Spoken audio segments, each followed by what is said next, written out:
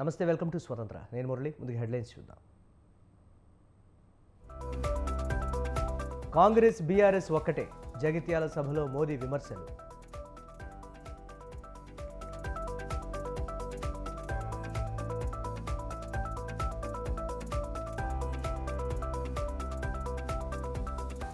దానంపై చర్యలకు BRS complaint, ఫిరాయింపులపై అధికార ప్రతిపక్షాల మధ్య మాటల యుద్ధం.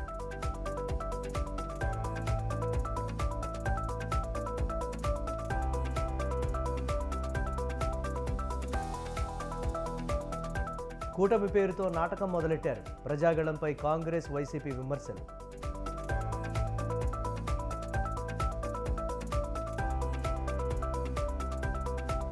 గులాబీ గూటికి చేరిన ఆర్ఎస్ ప్రవీణ్, తెలంగాణ దళితవాదం ఒక్కటే అన్న మాజీ ఐపీఎస్.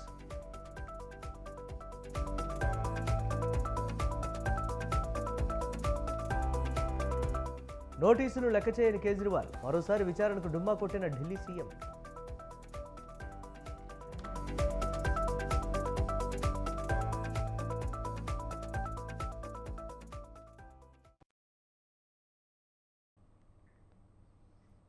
ఎన్నికల నగారా మోగడంతో అధికార విపక్షాలు ఒకరిపై ఒకరు డైలాగ్ వారును తీవ్రతరం చేశారు.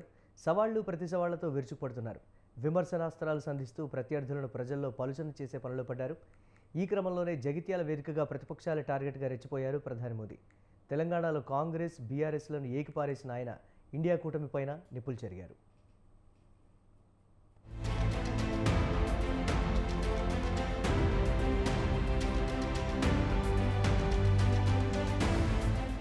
దక్షిణాది రాష్ట్రాలపై పట్టు కోసం ప్రయత్నిస్తున్న బీజేపీ ఎన్నికల వేళ తెలంగాణపై మరింత ఫోకస్ పెట్టింది. ఈ క్రమంలోనే జగిత్యాల జిల్లాలో విజయ సంకల్ప యాత్రను నిర్వహించింది. ఈ సభకు హాజరైన ప్రధాని మోదీ విపక్షాలే టార్గెట్ గా నిప్పులు చెరిగారు. శివాజీ మైదానంలో కాంగ్రెస్ అగ్రనేత రాహుల్ గాంధీ చేసిన శక్తి వ్యాఖ్యలకు కౌంటర్ ఇచ్చారు. శక్తిని వినాశనం చేసే వాళ్లకు, శక్తికి పూజ చేసే వాళ్లకు మధ్య పోరాటం జరుగుతుందని, శక్తిని ఖతం చేస్తామన్న రాహుల్ గాంధీ ఛాలెంజ్ ను స్వీకరిస్తున్నానని తెలిపారు. मैं भारत मां का पुजारी हूं। मैं आप शक्ति स्वरूपा सब माता बहन बेटियों का भी पुजारी हूं। और जिन्होंने कल शिवाजी पार्क में इंडिया अलायंस ने अपना घोषणा पत्र शक्ति को खत्म करने के लिए किया है, मैं इस चुनौती को स्वीकार करता हूं और मैं इन शक्ति स्वरूपा माताओं बहनों की रक्षा के लिए जान की बाजी लगा दूंगा.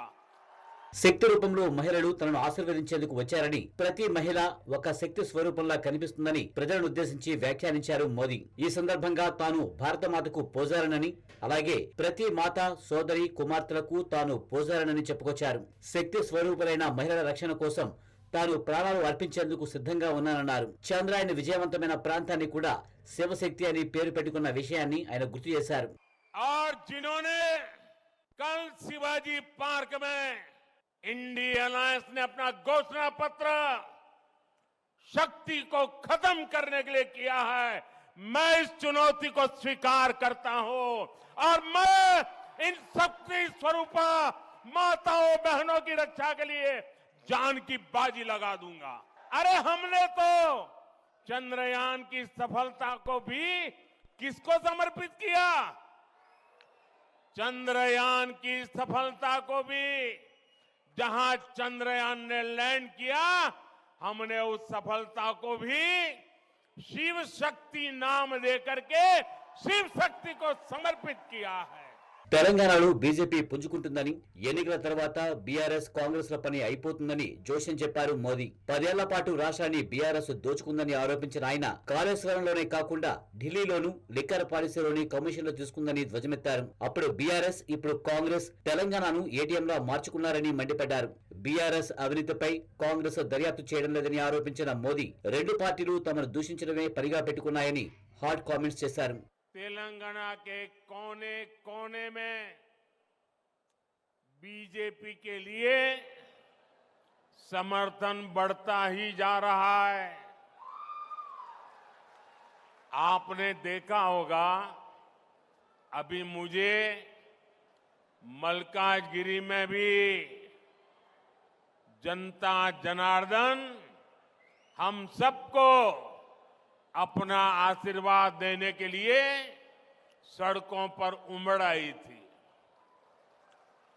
जैसे जैसे 13 मई निकट आ रही है, वोटिंग का दिन करीब आ रहा है, तेलंगाना में बीजेपी की लहर कांग्रेस का, बीआरएस का सुपड़ा साफ कर देगी।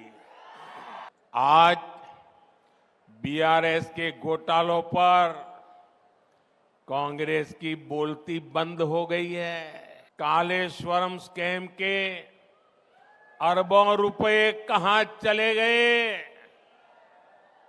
कांग्रेस में कोई इसका जवाब नहीं मांग रहा है। और कांग्रेस जो सैकड़ों वादे करके सरकार में आई थी, वो क्यों पूरे नहीं हो रहे हैं? बीआरएस में कोई ये सवाल नहीं पूछता। दोनों एक दूसरे को बचा रहे हैं। వికసిత భారత్ కోసం బీజేపీని గెలిపించాలని కోరిన పీఎం బీజేపీకి ఓటు వేయాలని 400 సీట్లు దాటాలంటూ తెలుగులో ప్రజలకు పిలుపునిచ్చారు. దేశంలో మూడోసారి బీజేపీ ప్రభుత్వం రావడం ఖాయమని, భారత్ అభివృద్ధి చెందితే తెలంగాణలో కూడా అభివృద్ధి జరుగుతుందని వ్యాఖ్యానించారు. అధికారం కంటే ప్రజా సంక్షేమమే తమకు ముఖ్యమని, తెలంగాణలో బీజేపీకి ఎన్ని ఎక్కువ సీట్లు వస్తే తనకు అంత శక్తి వస్తుందన్నారు మోదీ. పసుపు రైతులను బీఆర్ఎస్, కాంగ్రెస్ ఎప్పుడూ పట్టించుకున్న పాపాన పోలేదని విమర్శించిన పీఎం బీజేపీ ప్రభుత్వం పసుపు రైతులకు ఎంతో మేలు చేసిందన్నారు. ये क्षेत्र हल्दी के किसानों का भी क्षेत्र है। कांग्रेस बीआरएस ने कभी उनकी भी चिंता नहीं की। हमने टर्मरिक किसानों के लिए टर्मरिक बोर्ड का गठन किया। 2014 में हल्दी की जो कीमत 6,000 से 8,000 रुपए प्रति क्विंटल थी, आज उसके 20,000 रुपए तक मिल रहे हैं। गन्ना किसानों के लिए भी हमने प्रति क्विंटल मूल्य बढ़ाकर 340 रुपये कर दिया है। आज पूरा देश कह रहा है, आज पूरा देश कह रहा है 4 जून को 400 पार। 4 जून को चुनाव के नतीजे आने वाले हैं और इसलिए लोग कह रहे हैं 4 जून को 4 जून को 4 जून को। और तेलंगाना भी कह रहा है अब की बार विकसित भारत के लिए 4 వందలు దాటాలి, बीजेपी ఓటు వెయ్యాలి.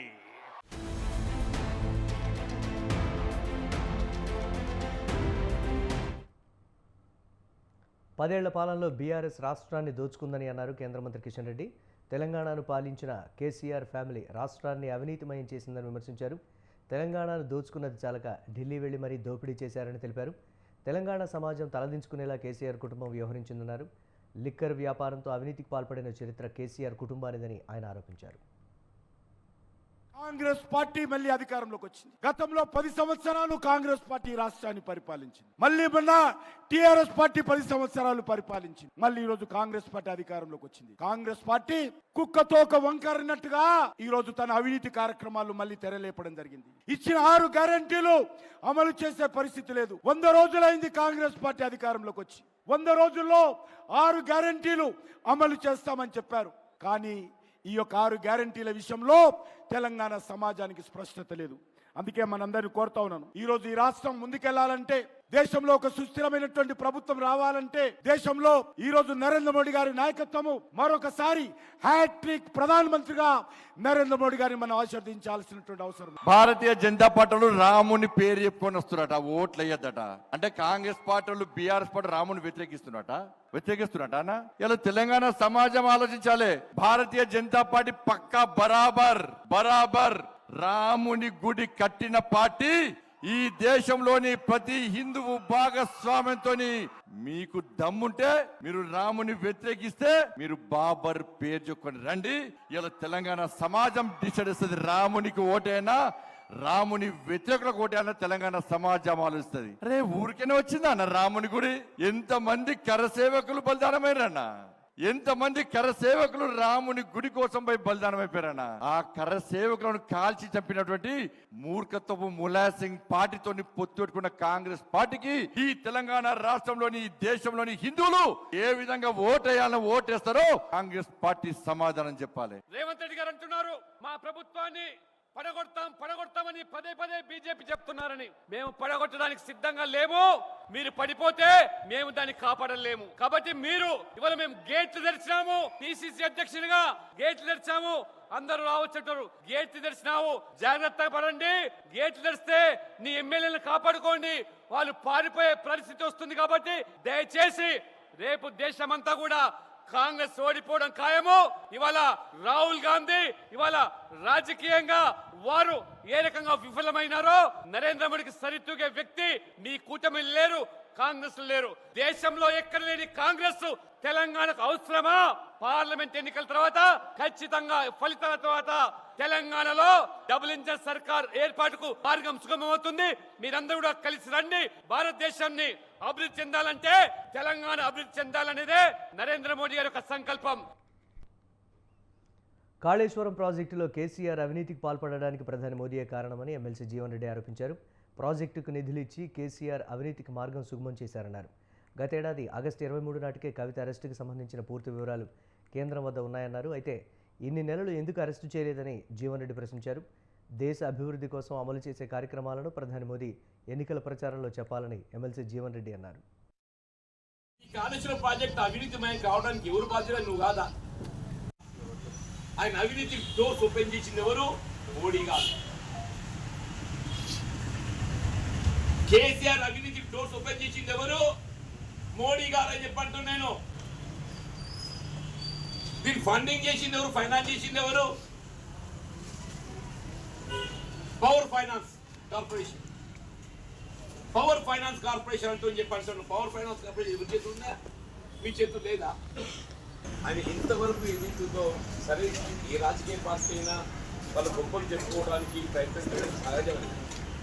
కానీ భవిష్యత్తు ప్రణాళిక కూడా రాహుల్ మాటలను మోదీ వక్రీకరించి మాట్లాడటం సరికాదన్నారు టీపీసీసీ సీనియర్ ఉపాధ్యక్షులు నిరంజన్. మోదీ మాట్లాడుతుంటే అసలు ప్రధానేనా అనిపించేలా ఉందని ఆయన విమర్శించారు. మోడల్ కోడ్ ఆఫ్ కండక్ట్ ప్రకారం రాజకీయ నాయకులు మాట్లాడిన మాటలు వక్రీకరించకూడదని, దీనిపై ఈసీకి కంప్లైంట్ చేస్తామని తెలిపారు. హిందూ ధర్మంలో శక్తి అనే శబ్దం ఉందని రాహుల్ గాంధీ చెప్పారని, ఆ పదానికి వివరణ ఇచ్చారని అన్నారు. వచ్చే ఎన్నికల్లో ప్రజలు తమ గొంతులో వెలక్కాయ పడేలా చేస్తారని ఎద్దేవా చేశారు. ఏమైనా మాట్లాడితే దాన్ని వక్రీకరించి ప్రచారం చేయొద్దనేసి election commission model code of అనేది స్పష్టంగా చెప్తా ఉంది.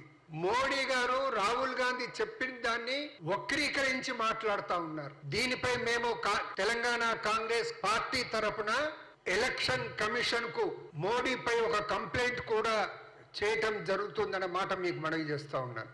రాహుల్ గాంధీ గారు ఏం మాట్లాడిండ్రు అదొకసారి వినండి. हिंदू धर्म में शक्ति शब्द होता है. हम शक्ति से लड़ रहे हैं, एक शक्ति से लड़ रहे हैं. वो शक्ति क्या है? जैसे किसी ने यहाँ कहा राजा की आत्मा ईवीएम में है. सही है. రాహుల్ గాంధీ గారు ఏం చెప్పారో మనకు స్పష్టంగా అందులో ఉంది.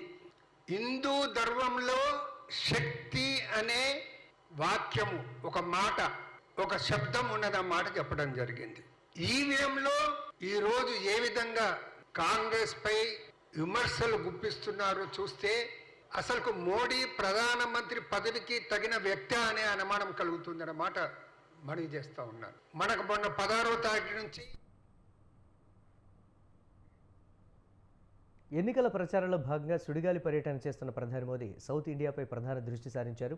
4 రోజుల పాటు తెలుగు రాష్ట్రాల్లో పర్యటించిన ప్రధాని తెలంగాణలో అధికార పక్షంపై నిప్పులు చెరిగారు. కానీ టీడీపీ, జనసేన, బీజేపీ ఉమ్మడిగా నిర్వహించిన ప్రజాగళంలో మాత్రం ఆచితూచి మాట్లాడారు. వికసిత ఆంధ్ర కావాలంటే ఎన్డీఏకు 400కు పైగా సీట్లు రావాలన్న మోదీ ఏపీలో ఎన్డీఏ కూటమిని గెలిపించాలని అన్నారు. కానీ అధికార వైసీపీ విషయంలో మాత్రం శుతిమెత్తని విమర్శలే చేశారు. ఏపీ సర్కారు అవినీతికి పాల్పడుతోందన్న ప్రధాని కాంగ్రెస్, వైసీపీ ఒకటేనని అన్నారు. మరి వ్యాఖ్యల వైసీపీని పెద్దగా టార్గెట్ చేయకపోవడానికి కారణం ఏంటి? టీడీపీ, జనసేనతో జట్టు కట్టినా ఆయన మనసు వైసీపీతోనే ఉందా? Let's watch the story. ఆంధ్రప్రదేశ్లో ఎన్నికల శంఖారావం ప్రతిధ్వనించింది. అధికార వైఎస్ఆర్ కాంగ్రెస్ పార్టీతో పాటు ప్రతిపక్షాలు ఎన్నికలకు రెడీ అయ్యాయి. వచ్చే ఎన్నికల్లో టీడీపీ, బీజేపీ, జనసేన కూటమి అధికార వైఎస్ఆర్ కాంగ్రెస్ పార్టీని ఎదుర్కొనేందుకు వ్యూహాలు అమలులో బిజీగా ఉన్నాయి. ఎన్డీఏ కూటమి ఏర్పాటైన తర్వాత మరోసారి ప్రధాని మోడీ ఆంధ్రప్రదేశ్ ఎన్నికల ప్రచారంలో పాల్గొన్నారు. ఈ సందర్భంగా ఏపీ ప్రభుత్వంలో అవినీతిపై ప్రధాని మండిపడ్డారు. మంత్రులు అవినీతిలో పోటీ పడుతున్నారు అంటూ విమర్శించారు ప్రధాని మోడీ. అయితే ఏపీ సీఎం జగన్ గురించి ఎక్కడ ఒక్క మాట కూడా మాట్లాడలేదు. 2019 ఎన్నికల్లో ఏపీలో వైసీపీ, కేంద్రంలో మోడీ నాయకత్వంలో ఎన్డీఏ కూటమి అధికారంలోకి వచ్చాయి. 2019 మొదలు నిన్నటి వరకు ప్రధాని మోడీ, ఏపీ సీఎం జగన్మోహన్ రెడ్డి సఖ్యతగా ఉన్నారు. ఈ 5 ఏళ్ల కాలంలో మోడీ ఒక్కసారి కూడా ఏపీ ప్రభుత్వం పైన కానీ మంత్రులపైన ఒక్క విమర్శ కూడా చేయలేదు. పైగా రాష్ట్రానికి వచ్చిన ప్రతిసారి సీఎం జగన్మోహన్ రెడ్డిని మెచ్చుకునే ప్రయత్నం చేశారు మోడీ. మరోవైపు సీఎం జగన్ కానీ మంత్రులు గారి మోడీపై ఎలాంటి విమర్శలు చేయలేదు. ఎప్పటికీ తాము మోదీకి మద్దతుగా నిలుస్తామనే భరోసాను జగన్ వైసీపీ సర్కార్ ఇస్తూ వచ్చింది. అందువల్లనే టీడీపీ, బీజేపీ, జనసేన ఉమ్మడి సభలో ప్రధాని పాల్గొన్న విమర్శలు చేసినా జగన్ను పూర్తిగా దూరం పెట్టే అభిప్రాయం ఏ కోశానా కనిపించలేదు.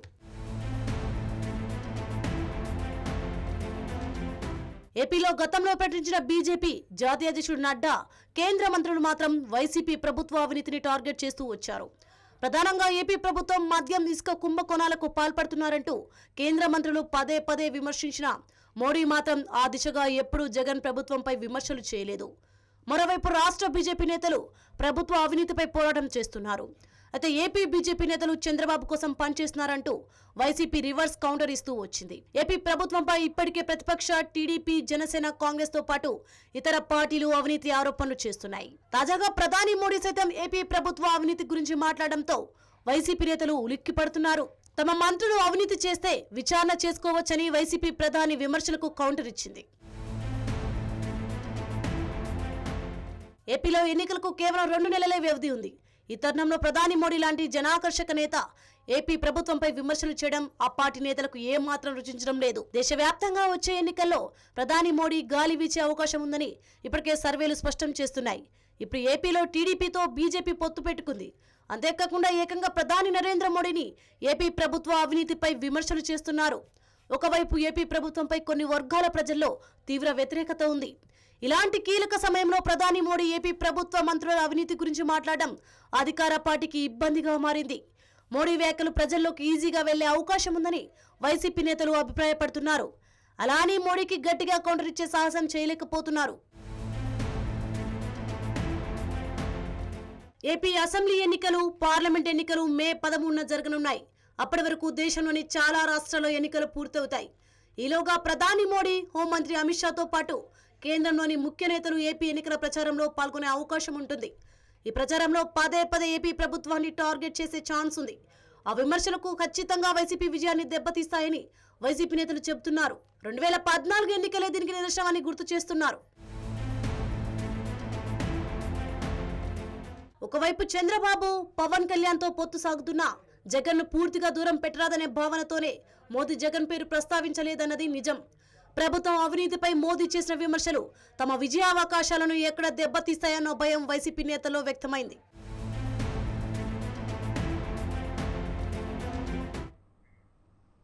టీడీపీ, జనసేన, బీజేపీ ఉమ్మడిగా నిర్వహించిన ప్రజాగళం సభపై అధికార పార్టీతో పాటు కాంగ్రెస్ పార్టీ విమర్శలు గుప్పించింది. 3 పార్టీల పొత్తు కొత్తది కాదని సజ్జల అన్నారు. 2014లోనే 3 పార్టీలు పొత్తు పెట్టుకున్నాయని గుర్తు చేశారు. పొత్తు నుంచి బయటకు వచ్చి చంద్రబాబు మోదీని తీవ్రంగా విమర్శించారని అన్నారు. ప్రజాగళం సభలో మోదీ వ్యాఖ్యలను కాంగ్రెస్ నేతలు తులసిరెడ్డి, శైలజనాథ్ తప్పుపట్టారు. కాగా ప్రజాగళం సభలో భద్రతా వైఫల్యం కనిపించిందని నాదెళ్ల మనోహర్ ఆరోపించారు. పవన్ కళ్యాణ్ గాని ఒక రాజకీయ పార్టీ అధ్యక్షులుగానో లేక ఒక రాజకీయ పార్టీ నేతలుగానో ఒక రాష్ట్రం పట్ల వాళ్ళకి ఏదైనా బాధ్యత ఉందనుకుంటే అది ఎన్నికలకు ముందు తిట్లతో మొదలుపెట్టి తిట్లతో ముగిస్తారా? లేక మేము ఏంటి చెప్పుకునో లేదంటే మేము చేయాలనుకుంటున్నాం లేదా ఇక్కడ వీళ్ళు చేయలేకపోయారు సో మేము వాళ్ళకంటే బెటర్గా మీకు ఇచ్చేస్తామని ప్రజలకు నచ్చజెప్పాలనే ప్రయత్నం చేస్తారా? అందులోనూ నిన్న 3 పార్టీలు కలిసి పెద్ద ఎత్తున మీటింగ్ పెట్టాలనుకొని అక్కడికి వచ్చి మాట్లాడే మాటలన్నీ కూడా 5 ఏళ్ల పాటు అబద్ధాలు ఏదైతే వండి వారుస్తూ పెట్టారో అవన్నీ బట్టి వాటిని వల్లవేసినట్టుంది. ప్రజలు ఆలోచించారని ఎందుకు అనుకుంటారు? ఆ కన్సోల్ ఎవడు తీసుకెళ్లి ఎవడు జనంలో పెట్టుకుంటారు. జనం అక్కడ ఎక్కినారు. దానికి కారణం ఏంటంటే పోలీసులు రాలేదని. ఏ పార్టీ దీనికైనా సరే పెద్ద ఎత్తున కార్యకర్తలు చేరిన చోట పోలీసులు ఒక స్టేజ్కి మించిపోలేదు. మా పార్టీ అయినా సరే నచ్చ చెప్పాలని చూస్తారు, ఇది చూస్తారు తప్ప ఏదో వచ్చి లాఠీలు పట్టుకుని కొట్టరు. చిలకలూరిపేటలో ప్రజాగలం సభలో ప్రధాని నరేంద్ర మోడీ గారి ప్రసంగం రాష్ట్ర ప్రజానీకాన్ని తీవ్ర నిరాశ నిస్పృహలకు గురిచేసింది. రాష్ట్రానికి సంజీవని లాంటి ప్రత్యేక హోదా ప్రస్తావనే లేదు.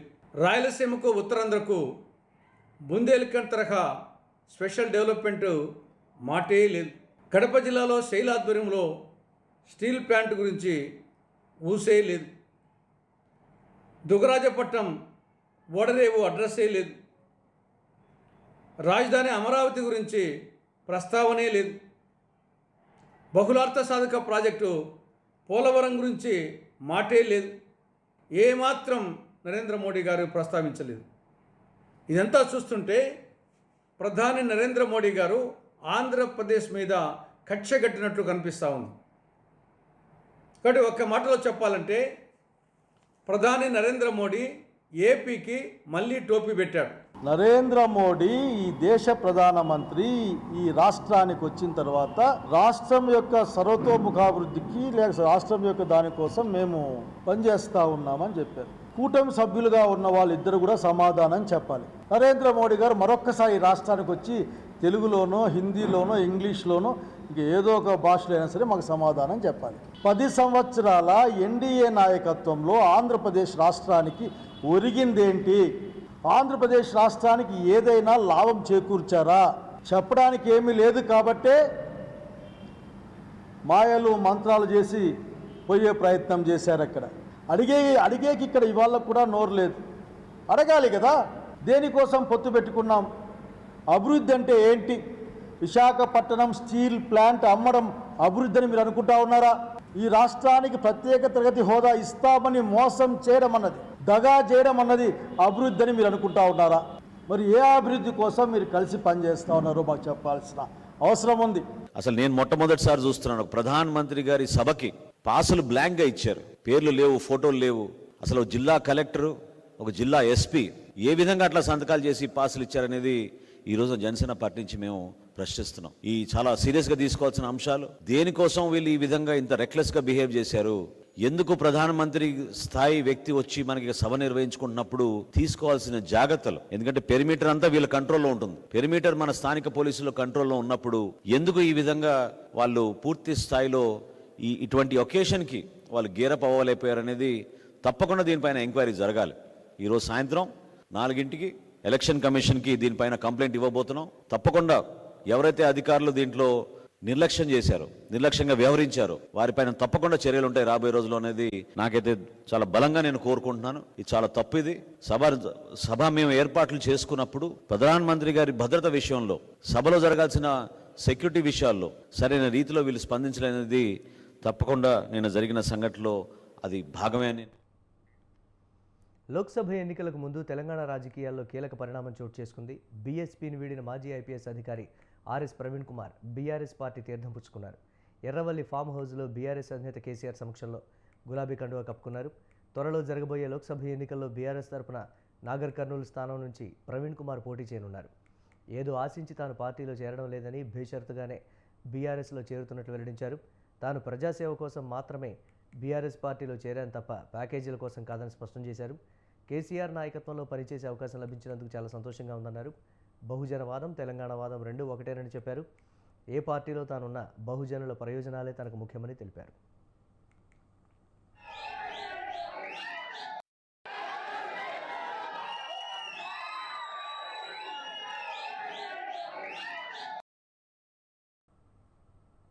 పార్లమెంట్ ఎన్నికల వేళ తెలంగాణలో సంచలన పరిణామం చోటు చేసుకుంది. రాష్ట్ర గవర్నర్ తమిళిసై సౌందరరాజన్ తన పదవికి రాజీనామా చేశారు. తన రాజీనామా లేఖను రాష్ట్రపతి ద్రౌపది ముర్ముకు పంపించారు.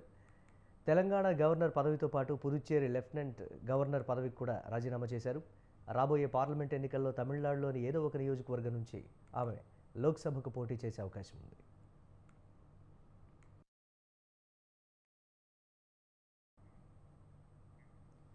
దీనిపై ఇప్పటికే ఆమె బీజేపీ పెద్దలతో చర్చలు జరిపి నిర్ణయం తీసుకున్నారు. తమిళిసై సొంత జిల్లా కన్యాకుమారి. అంతేకాక కన్యాకుమారి, తిరునల్వేలిలో అధికంగా నాడార్ ఓటు బ్యాంక్ ఉండడంతో ఈ స్థానాల్లో ఒకచోట తమిళిసై పోటీ చేయనున్నారు. తన రాజీనామాపై తమిళిసై స్పందించారు. 5 ఏళ్ల పాటు తెలంగాణతో ఉన్న అనుబంధాన్ని గుర్తు చేసుకుని భావోద్వేగానికి గురయ్యారు. బాధగా ఉంది, కానీ తప్పడం లేదు అని పేర్కొన్నారు.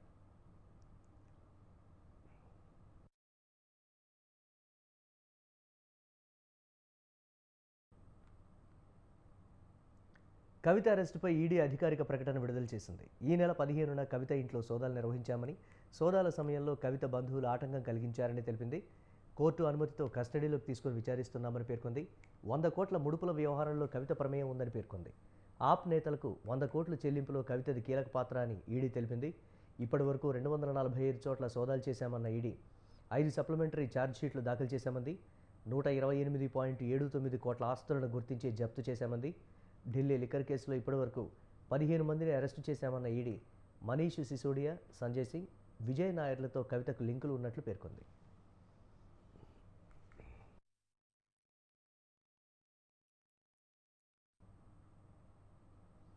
ఢిల్లీ సీఎం అరవింద్ కేజ్రీవాల్ మరోసారి ఈడీ విచారణకు డుమ్మా కొట్టారు. ఢిల్లీ జల బోర్డులో అక్రమాలకు సంబంధించి మనీ లాండరింగ్ కేసులో కేజ్రీవాల్ విచారణకు హాజరు కావాలని ఆదేశిస్తూ ఈడీ సమన్లు జారీ చేసింది. అయితే షరా మామూలే అన్నట్లు ఆయన ఈసారి కూడా ఎంక్వైరీకి గైర్హాజరయ్యారు. ఈడీ అధికారులు ఇచ్చిన నోటీసులు అక్రమమని, దానిపై స్పందించేది లేదని తేల్చి చెప్పేశారట ఢిల్లీ సీఎం కేజ్రీవాల్.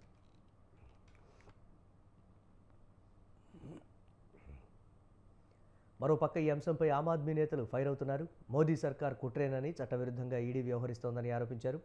కేంద్రంలోని బీజేపీ ప్రభుత్వం కేజ్రీవాల్ను టార్గెట్ చేసి వేధిస్తోందని మండిపడ్డారు.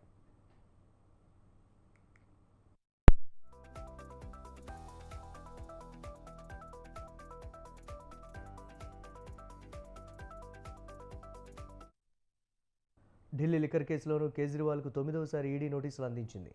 ఇటీవలే ఆయన ఈ కేసులో కేవలం కోర్టుకు మాత్రమే హాజరయ్యారు. అయితే విచారణకు వెళితే అరెస్టు చేసే అవకాశం ఉందనే అనుమానంతోనే కేజ్రీవాల్ విచారణను తప్పించుకుంటున్నారన్న టాక్ వినిపిస్తోంది.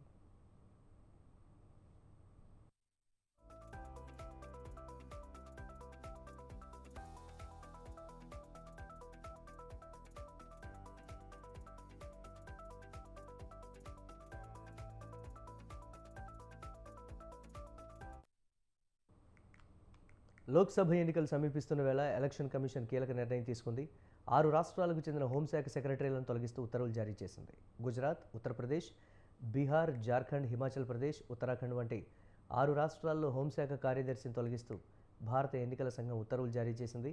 అదనంగా మిజోరాం, హిమాచల్ ప్రదేశ్లోని సాధారణ పరిపాలనా విభాగం కార్యదర్శిని కూడా తొలగించారు.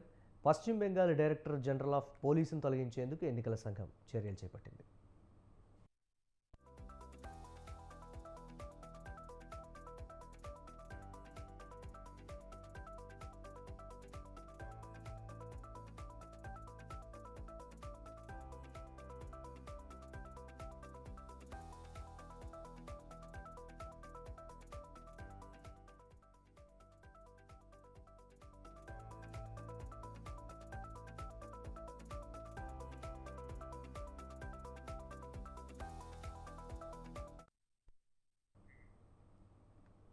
ఇప్పటి వరకు ఉన్న హెడ్లైన్స్ ఒకసారి చూద్దాం. కాంగ్రెస్, బీఆర్ఎస్ ఒకటే, జగిత్యాల సభలో మోదీ విమర్శలు.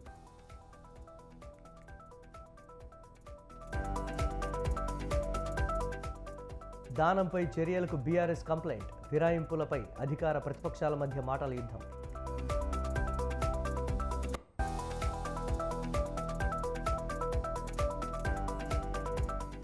కూటమి పేరుతో నాటకం మొదలెట్టారు, ప్రజాగళంపై కాంగ్రెస్, వైసీపీ విమర్శలు.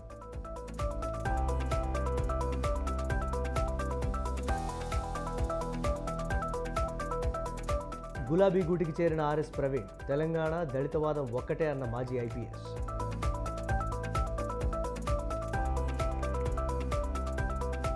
నోటీసులు లెక్క చేయని కేజ్రీవాల్, మరోసారి విచారణకు డుమ్మా కొట్టిన ఢిల్లీ సీఎం.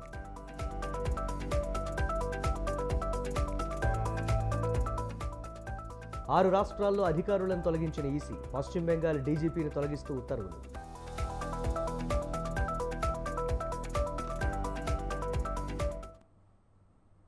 ఇవి ఇప్పటి వరకున్న అప్డేట్స్. కీప్ వాచింగ్ స్వతంత్ర.